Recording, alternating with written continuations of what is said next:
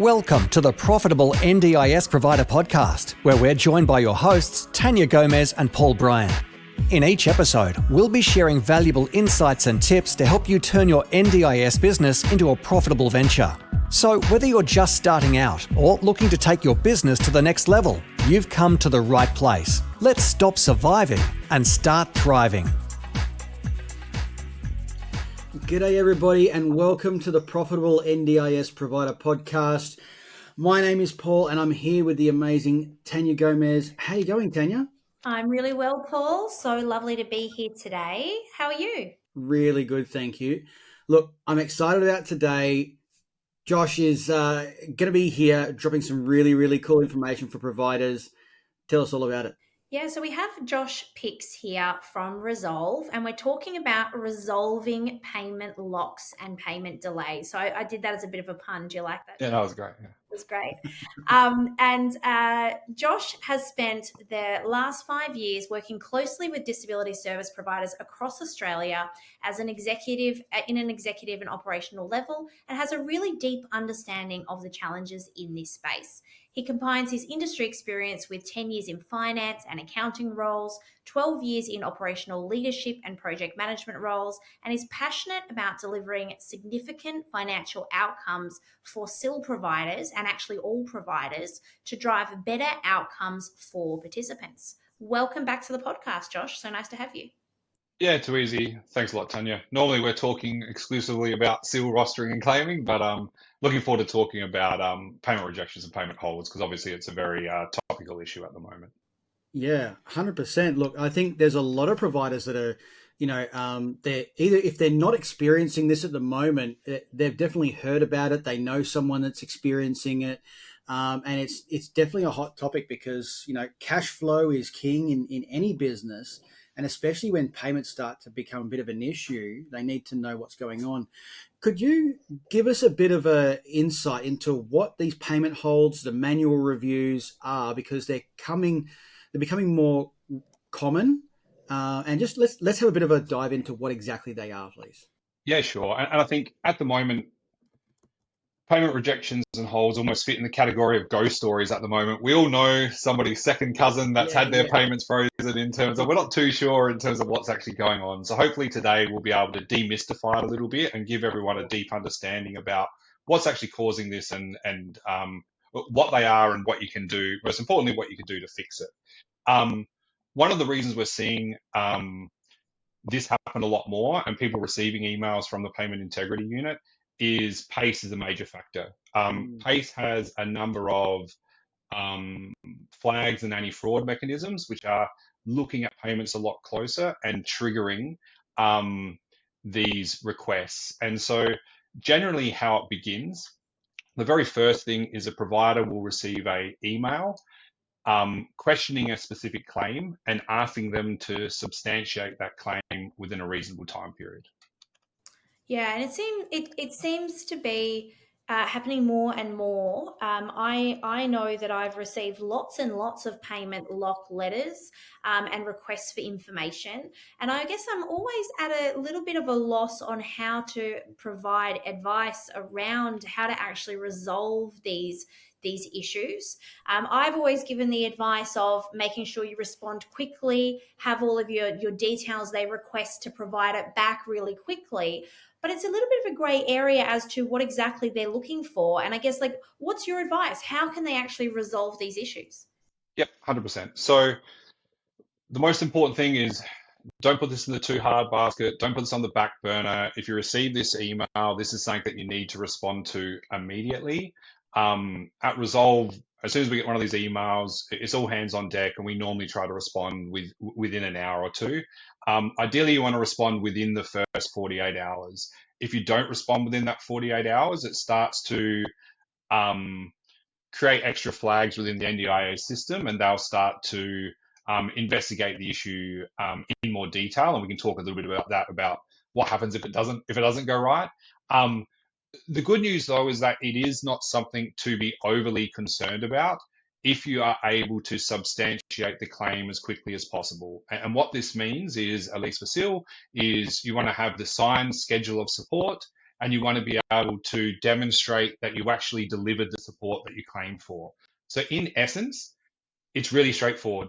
Signed schedule of support, substantiation that the service has been delivered. But this is where a lot of organizations can potentially come undone. So, I mean, is this all part of like the automated system? It's just automatically flagging things. You mentioned like responding in 48 hours. What does happen if you don't respond? Yeah, sure. So I think there's a couple.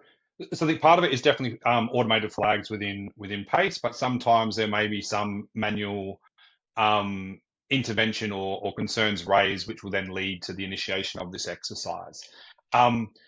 We always liken not responding to these payments almost like we use the analogy of a fire. So if you aren't sending the information in a timely manner, what that does is then set off further alarm bells at the NDIA in terms of, well, why weren't they able to substantiate the support in a reasonable period of time? And then where it goes from there is it generally leads into more investigations across more of your claims. And then if you're not able to substantiate that, then the issue starts to get more significant. And after that is when we very quickly enter into payment holds or payment freeze territory. The other thing that will happen is if you're not responding in a timely manner, you'll be entered into a manual claim review. Now, what that means is every single claim that you submit is now going to go to a human to manually review all of your claims before them being approved. So what that means is you're no longer claiming on Monday, getting paid on Wednesday or Thursday, is you're claiming on Monday and the payment is going to occur days, if not weeks later. The other thing that's really important to point out is if there is a history of unusual claim behavior, sometimes you don't even get the initial, please explain this claim. It can just jump to a manual claim exercise. And that's why it's extremely important to always be prepared for these situations, because I was just hearing from a provider last week where out of the blue, they got a manual claim review. All of a sudden, they're not receiving the money from claims. There's no real clarity from the NDIA in terms of when that payment is going to occur. And because they didn't have a great understanding of their cash flow in the business, they weren't even sure if they were going to make payroll. So I think I just want to really highlight to everyone is understanding that this is a problem that is going to happen. This is not a matter of if, but when, in terms of you are going to receive this sort of letter asking you to substantiate services. You need to be ready and you need to have the data quickly. Otherwise, that fire is going to spread really quickly and you're going to enter into payment holds, payment freezes, and some pretty unpleasant territory really, really quickly. You know, I don't think anybody really wants to end up in the in tray of the person that has to do that, because I imagine that's going to pile up very quickly and just continually expand out in time. That's exactly right. It's not a quick process. Like manual review is about as fast as it sounds. Sorry, manual review by the NDIA is about as fast as it sounds. And you have no control at that point. I think this is the really important point is, in fairness to them, they're not even going to be able to give clarity because then there's not a clear understanding of how much work is going to be required. So then you're effectively in no man's land in terms of when that money is going to land into your account. So things can get in a very difficult situation very, very fast. So you've mentioned a few things there as far as if we were to give our listeners today a checklist of what evidence should they be keeping to substantiate their payments, what would that checklist have on it? What would that be? Yeah, 100%. I think one of the things I'd recommend everyone on this call that is working in the disability space is I'd run a trial internally in terms of pretend that you've received an email for one of your participants for one of your claims for last week, and see how quickly your staff can actually provide this information. I think running those trials will really give you a key understanding for how big of a problem this is and identify some of the internal process issues which may lead to it. You much rather want to do it in a trial scenario than when the NDIA is actually requesting information. Now, in terms of like the checklist of information, it's all the things that sound really straightforward and obvious, but when it comes to the operational reality of running a business, and particularly SEAL, it's like these things can quickly get lost. So the first thing is making sure that you've got in every instance, you've got a signed schedule of support covering the period of support that you're providing. I know a lot of time we come in and do reviews, schedules of support don't exist, let alone them being signed. So yeah, the first thing is making sure that you've got a signed agreement with the participant that gives you permission to provide support during that period of time and is allowing you to claim a specific amount. You then need to make sure that you're claiming the amount that you said that you were going to provide support for, and be able to have easy access to be able to demonstrate that is how much you claimed. And then the third part, and arguably the most important part, is you need to be able to use your system to be able to pull out the data to prove that you actually delivered the support. So again, all of this is very straightforward and sounds very obvious, but in the heat of the moment, in terms of it's very easy for organizations to lose track or lose the rigor of really being able to access this information quickly. And so that's why a trial, like a fire drill really helps in terms of making sure that you can get access to this information. And if it's a disaster, if it's taking forever, or even at a worst case, you're not able to substantiate the support, that's when you really should have a chat with somebody, because this is a very solvable problem in terms of we do it for a very large number of participants week in, week out. It is something that can be fixed. So if you go through this, or if some of the things we're talking about is leaving you a little distressed, I mean, the good news is that this is a solvable problem. And when you have those solutions in place, this becomes a non-issue. So we receive these emails on a very, very regular basis, and we've never had a payment hold. If you do respond promptly with the information, it becomes a non-issue. And then the other thing I think this highlights, just payment holds in general, is think about what it would mean for your business if your claims were put on hold for a week or 2 weeks. What would that mean for your business? If you don't know the answer to that question, if you don't know how that would impact your cash flow, your ability to make payroll, well, I think that highlights some other problems that you need to look at as quickly as possible, because you don't want to be in the position that the provider I was in last week, which is our claims are now suspended and I don't know how I'm going to make payroll, and I need to all the stress and difficulty that is involved in that scenario. So I think, yeah, it's really about being prepared, running the trial, but also understand your financials so that if you do get into this situation, you are going to be able to weather the storm until you can substantiate it properly. I think that's really great advice. I think not enough people do that. And I think doing drills and tests is a great idea, and saying to your team, can you give me this information on this client in the next half an hour? And doing that each week as a test is a really good idea. Because I'm an auditor, I have to pull the thread, and I just want to go back to the evidence. So you've talked about a signed schedule of support covering the dates. I know exactly what that means. The next one, which is claiming that you've claimed the right amount. What exactly does that look like? Is that simply the schedule of supports is the same rate as what? What are you checking it against to make sure it's the right rate? Yep. So generally speaking, in the schedule of support, so I'll talk specifically about SEAL and specifically about weekly claiming, but it applies to any situation. Is on the schedule of support, you'll clearly outline we're claiming $3,516 a week.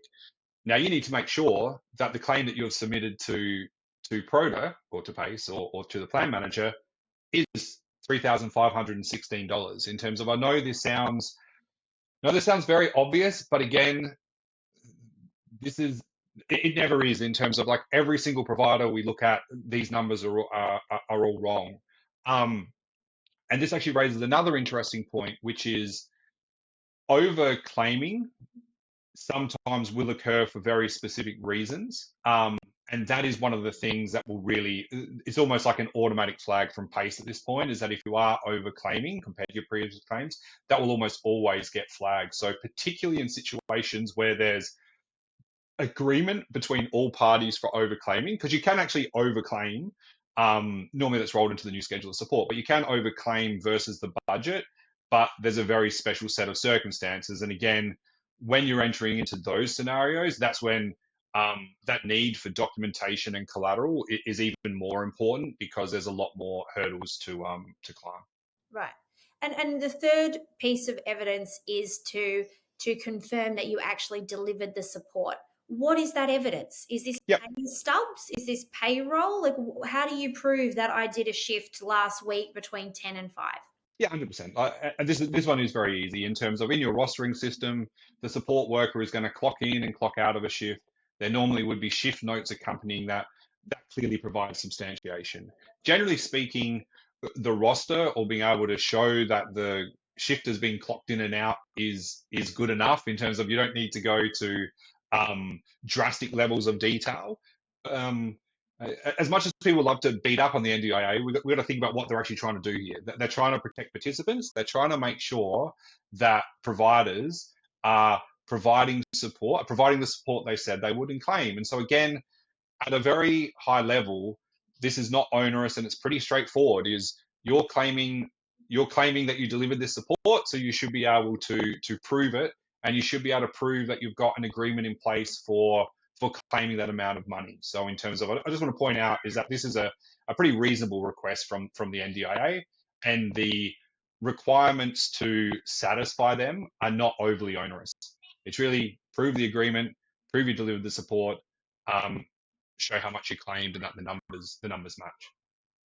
Can you give me a couple of examples of like the types of amounts of locks that you're seeing? Is it like, are they actually breaking down?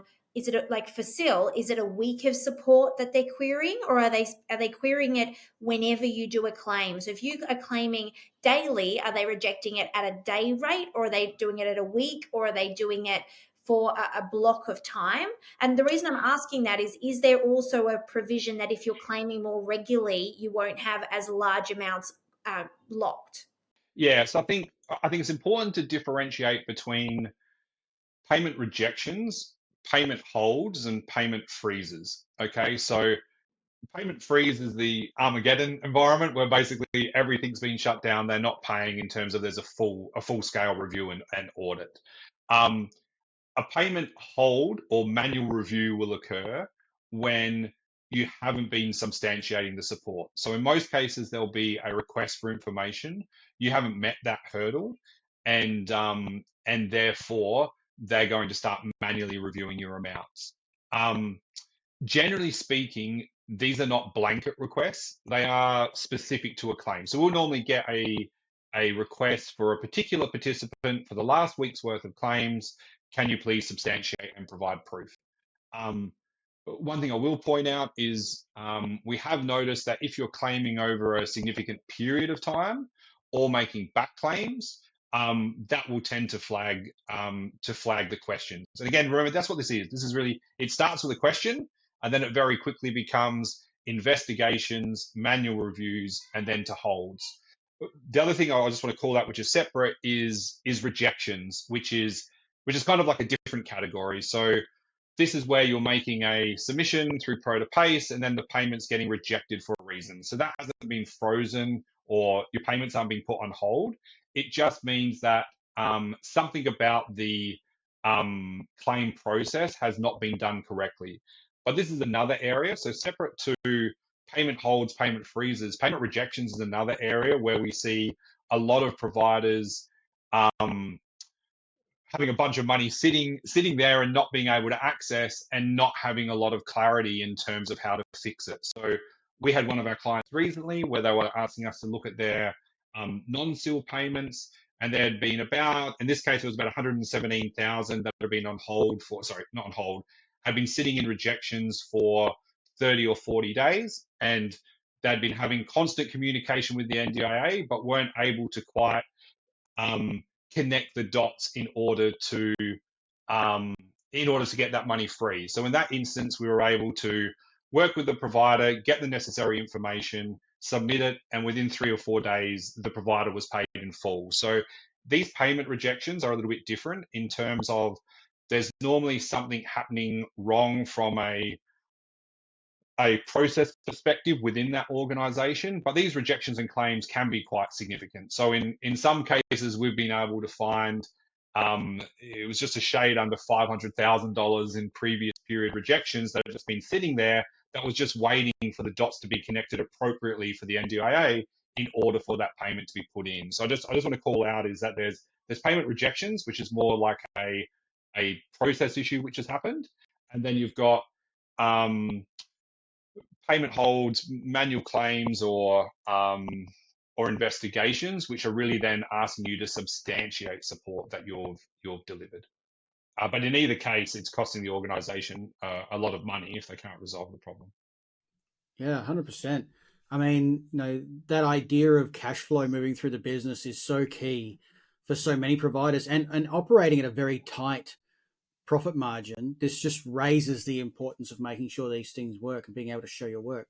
Yeah, I was just on that. I was going to say, I think a lot of providers get lulled into a false sense of security. Like a lot of businesses would love nothing more. In terms of, we all run businesses here. In terms of we'd love nothing more where the money's coming in every single week, like it does for a disability provider. Mm-hmm. And I think this can actually lull providers into a false sense of security. Well, the money's always going to come. Yeah. And when it doesn't, it's going to cause massive problems within your organization, which again is, I know we beat this drum very often about cash flow, but being aware of what your cash flow is and your financial position is so important, because if the tap turns off one week, you're going to be in big problems if you haven't considered that scenario. And just on that point, I don't have the case names in front of me. I obviously didn't do enough research before this call, but I have seen that there's been 3 cases now in front of the courts around payment locks and payment delays. Previously, we had one of the lawyers on here from QM Lawyers that won the case that said that they'd taken too long to make a decision. But I had also seen recently a case that went in front of the court, that the court found that actually just because you delivered the supports and just because you're an NDIS provider doesn't necessarily doesn't guarantee that the NDIA will have to pay you. There's still other things you need to do. And I think that we were all a little bit dumbfounded when we saw this, because really providers do feel like, well, the government's always just going to pay me, so I'm going to continue to deliver supports, and it'll come. But actually, they don't have to pay you just because you've delivered the supports. You still have to substantiate you've delivered the supports. It still has to be within their budget, within their claims, within their plan, all of the things that you've said. And I know that sounds really self-explanatory, but it actually went to court, and the court said, no, the government doesn't have to do anything, really. And I think we forget that actually this is an insurance scheme, and an insurance agency do anything they can to not pay you. The same as if you have a hailstorm and you didn't put your car inside when they sent you an SMS, they're going to argue that actually they don't have to pay that. And I think reminding ourselves of that is important. I couldn't agree more. And I think this is where the NDIA is still very new, or the scheme's very, very new, really, as far as insurance schemes come, and it is constantly changing. And so I think a lot of this behaviour, where the NDIA, every problem they had, they were just throwing money at it, which is why now the NDIA is at the size that it is. And symptomatic of that was you'd put in change of circumstances and normally they'd be approved. So you're almost like encouraged to over support and provide support outside of the plan, because you knew that the change of circumstance was always going to be agreed to. And in some cases, like a change of circumstance is essential for making sure a participant is getting the correct support. So I just want to call that out. But right now, and it has been this way for the last 6 months to a year, is the likelihood of a change of circumstance being approved is very, very slim. Even when you've got an ironclad case with all the evidence under the sun, you're still often only getting 60, 70 cents on the dollar in terms of what you've actually requested. And so this is why having absolute certainty around what the budget is and ensuring that you're delivering support equal to that budget and claiming to that budget is so important. You can't claim outside of that budget, because what's going to happen is you are going to have to substantiate that. And if you're providing support outside of the budget, you're likely not going to get paid for it. And it's going to start, the fire is going to spread internally. They're going to be asking more and more questions, which is then going to likely end you up in a very, very difficult situation. Look, it really does seem like since, probably you're right, about 12, 18 months, the government or the NDIA have really moved to a new standard operating procedure where, yeah, as Tania said, we'll throw money at this thing just to make it happen. But now they're very much going, right, well, let's look at all these things. Let's see what's actually being spent. A lot of what we've been talking about has been prescriptive for the issue. How are providers going to stop this from happening in the first place? Is there anything that they can do to stop going down this path of holds and manual reviews? Yeah, like again, I think the NDIA request here is not onerous. It's just asking you to prove that you did the thing that you said you would and pay for. It's not that really different in any industry. And so it's really just about making sure that you've got the discipline internally and you've got the access to information and you're prioritizing this within your organization. I know that's a hard ask for anyone in a disability provider because there's a million things you need to prioritize. But the simple fact is this is going to happen. You're going to have to substantiate your support, generally speaking, multiple times. So even with our clients where we're responding in a very punctual manner, the requests are still coming through in terms of it's still going to happen. And I think the majority of providers aren't ready for this and aren't prepared. And so hopefully the conversation that we're having today is bringing awareness to this problem and is getting them to understand is, try it out internally. Do you have the schedule of support? How easily can you prove the claim? How easy can you prove that you've delivered the support? Substantiate that you've delivered the support. If that question is, if the answer to those questions is not very obvious to you, you've got a real problem and you need to work to get that solved immediately. But again, it's not that much of a difficult problem to solve. And once you've solved it, it removes all the stress out of what would otherwise be an extremely stressful situation. Yeah, wonderful. So it sounds like, Josh, you're doing quite a lot of work with providers around this. What's your involvement and how can you support people through this process?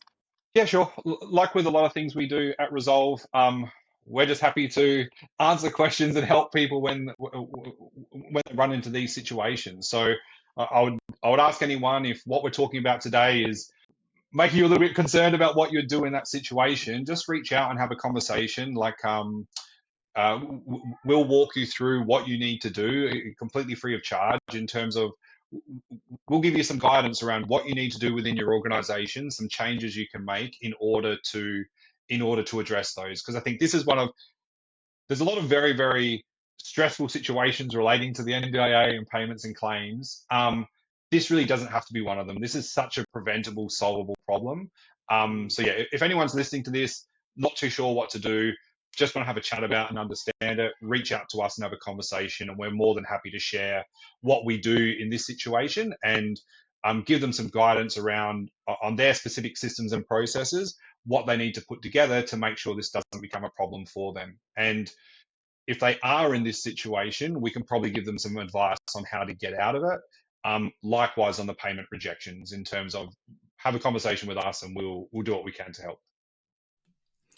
I think there's a real point where businesses need to, as we spoke about before, have a bit of a change in mindset that I could put in a change of circumstances, I could send my invoice in and magically the money will appear in my account. They need to be more proactive now. So just this idea of making sure that all the T's are crossed, all the I's are dotted, and they've got a very clear plan for making this happen. Look, I think the information you've dropped today is going to be probably revolutionary for a bundle of providers. I know I've learned a whole heap about this whole thing. What's the best way for people to get in touch with you if they've got questions about this, about SIL and all that sort of stuff? Yeah, sure. Feel free to reach out direct to me on LinkedIn or come to our website at resolv.com.au. That's Resolv without an E. From there, you can book a meeting with us. Like we're very open and free with our time. So please feel free to take advantage of that. Have a conversation. Like ultimately, we're just here to help providers as much as possible. And I guess I would just add to that Resolv is the main sponsor, the major sponsor of our SIL summits coming up. And you will have Josh, myself, and Paul all on stage talking about lots of things around this. So if you're interested in coming to our SIL summits in May, we're going to Sydney, Melbourne, Brisbane, Adelaide, and Perth. And then we're in September, we're doing a 2-day National SIL Summit with a gala, black tie dinner in September, where all three of us will be again. So if you want to have a chat to Josh, you want to come meet him in person, or Paul and myself, please check it out. Or you can go to my website, taniagomez.com.au/SIL Summit, I think, or go to any of our socials and see it. And thanks for supporting the SIL Summit, both Josh and Paul, and really can't wait to hear both of you share more wonderful information like this up on stage in person. Thanks a lot, Tania. Looking forward to it. Thanks for coming today, Josh, and thank you, Paul, as always. And Paul and I will be back again in a fortnight to chat more, and look forward to seeing you all then. Till then, stay safe. See you later. Thanks for tuning in to another episode of the Profitable NDIS Provider Podcast with Tania Gomez and Paul Bryan. We hope you found today's episode informative and valuable. If you enjoyed the show, please don't forget to subscribe, leave us a rating, and share it with others who could benefit from our insights. Until next time, keep thriving.